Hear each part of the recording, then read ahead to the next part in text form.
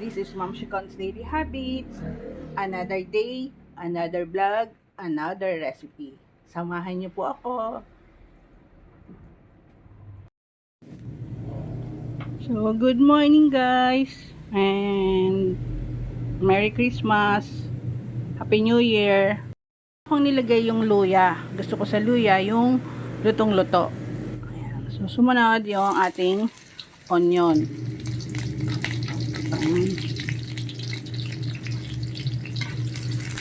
Yung ginamit kong onion dito ay yung lasuna, yung tawagin sa mga Ilocano.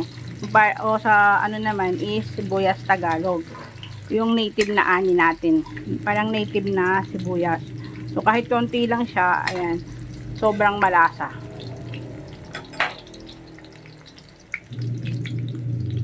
Tapos yung bawang. Ayan. So, bakit inuna yung sibuyas kaysa sa bawang? Kasi mabilis lang masunog ang bawang. Lagay natin yung pork. Ayan.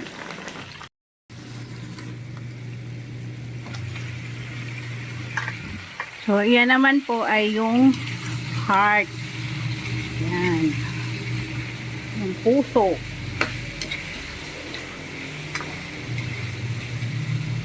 Bago ko inano tong heart, i-slice yung press pa, inotopsy ko muna para tingnan ko kung anong laman ng loob ng puso.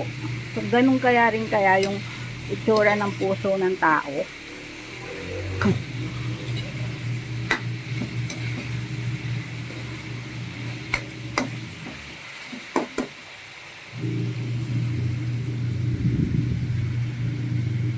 So, siguro alam nyo na kung ano yung niluluto natin. Pinoy favorite. So, dapat po sangkutsahin mabuti. So, itong heart, yung puso, bali pinakuluan ko muna siya sa ginger, saka asin. At pagkatapos, saka ko siya in-slice. Tapos, kailangang masangkot siyang mabuti. Kasi para hindi malangsa yung ating recipe. Yung kakalabasan ng ating niluto. Kasi guys, pag hindi masarap, meron kasi akong natitikman na iba yung ganung recipe. Ayun, pero hindi ko kasi nga malansa.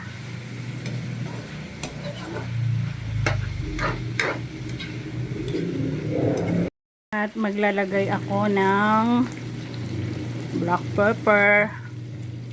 Yan.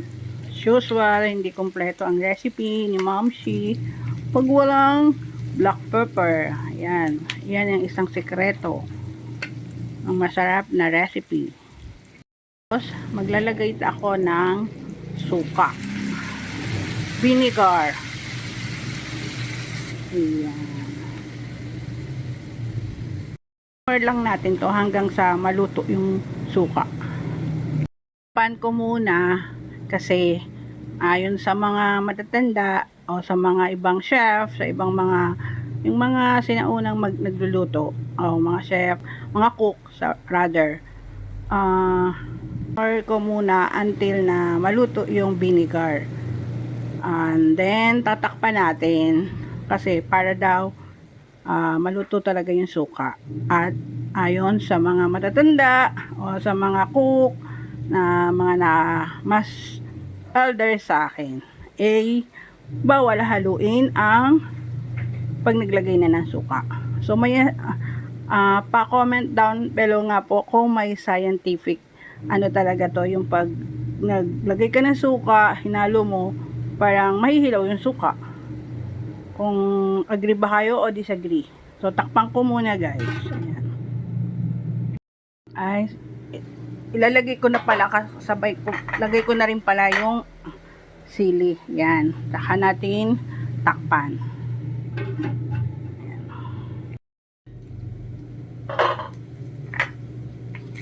Ayan. At saka pa lang natin siya pwedeng haluin.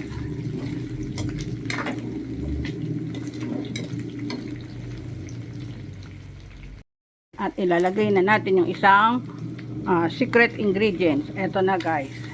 Pasintabi po sa mga ibang nanonood. Ayan. At saka sa mga hindi kumakain ng dinuguan. So yan. So bago po sinala ko muna to sa strainer yung etong blood, dugo. Ayan na.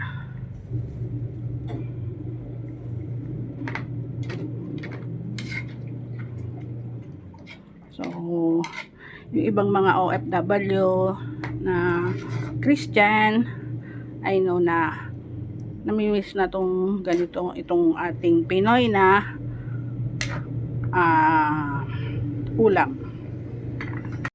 At dahil nilagay na natin yung dugo, kailangan nating continuous ang halo para hindi po magbuo-buo.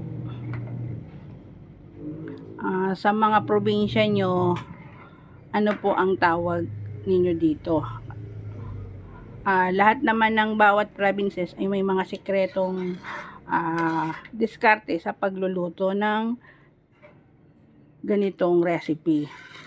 Alam ko sa parte ng Bulacan at saka ng Nueva Ecija, they call it tinumis.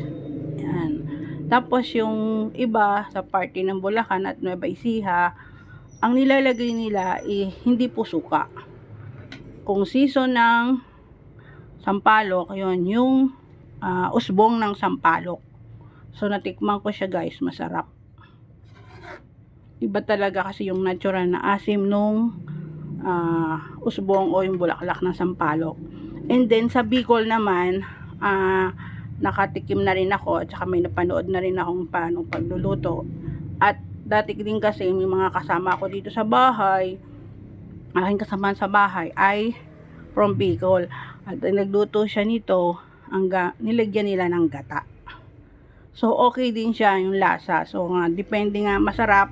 So nasa nagluluto talaga. Sabi nga pag ang cook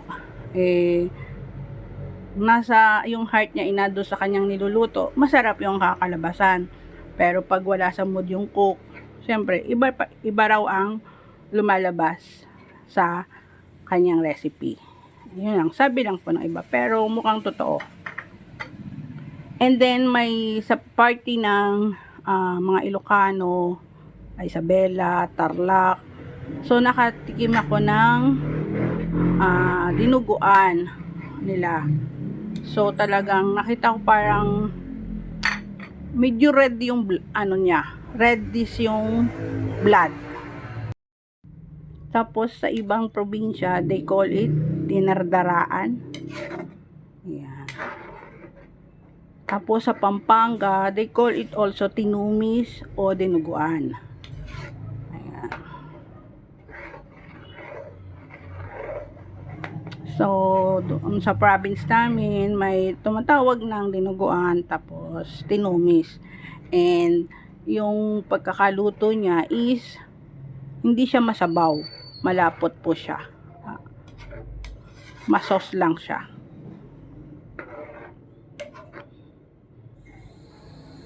At itong ating recipe na to ay perfect match sa putong puti. Ayan. Ay, masarap din tong almusal. Pwede din siya sa almusal, merienda, ulam, pulutan. O diba? All around tong itong menu na to. Part naman ng Visayas at Mindanao, I don't know how to cook this and ano yung tawag nila. So sa mga taga Visayas and Mindanao, ano po yung tawag ninyo dito sa ating recipe na to? o kung paano yung procedure din naman ng inyong. Siyempre may iba rin yung paraan ng pagluluto. So again, pasintabi po sa mga non-Christian na hindi kumakain ito. I respect po your religions and beliefs. So continue stirring and para hindi po siya magbuo-buo. Ayan. So yan, pakuluin lang natin hanggang sa maluto. Pala ako ng patis. Pero dun sa ayaw ng patis, you can put salt. Ayan. So guys, maglalagan ako ng pandan leaves. Ayan. Ayan na guys. So ito yung nag-a-add ng aroma. So kung walang available kayo na lemongrass, you can put pandan leaves.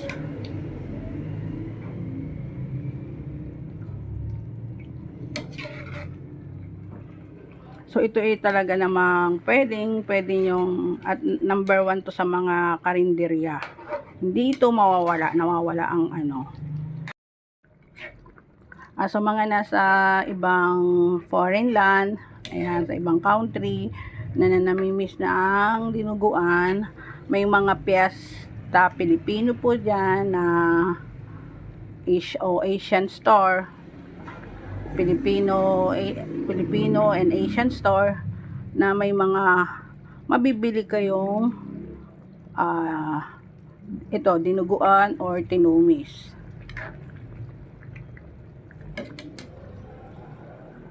So hintayin lang natin medyo lumapot at yung makikita na nagmamantika na po yung pinaka sauce nito. Yan. Itong ating makikita nyo yung talagang nagmamantika na. So, yan. Medyo lalapot lang ng kaunti. Kasi yung gusto kong consistency, yung malapot. Kasi hindi naman to pang commercial. Pero kung kayo ay pang negosyo nyo, magtitinda, so, kailangan medyo may sabaw. Kasi yung ibang mga customer, mas gusto nila yung may sabaw. Pero dahil pangkain. Pero meron namang iba na kasi usually yung sa tinumis, hindi talaga siya masabaw. As in malapot, para siyang sauce lang ng mga menudo, mga kaldereta, ganun lang yung style ng tinumis. Ko nga pala yung laurel leaf, ayan, nakalimutan ko kanina. So yan, so may additional flavor din siya, aroma. Ayan. Parang gusto ko pang lagyan ng ng green chili. So yan, pinutol ko para mas lumasa. Yan.